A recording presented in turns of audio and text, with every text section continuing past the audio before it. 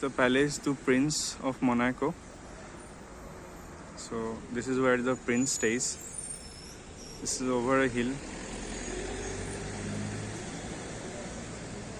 This is some 1 hour drive from Nice. You can see here Monaco's national flag, red and white in color. And amazing beautiful buildings over the top of this hill. And we can see Monaco Harbour as well. And that is the Grand Prix where Formula 1 races happens. And we can see one more hairpin bends as well. It's a very small city. Actually, Monaco is the second smallest country in the earth.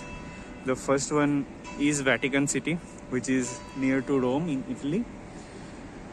So here we are at the second smallest country in the world with the most densest population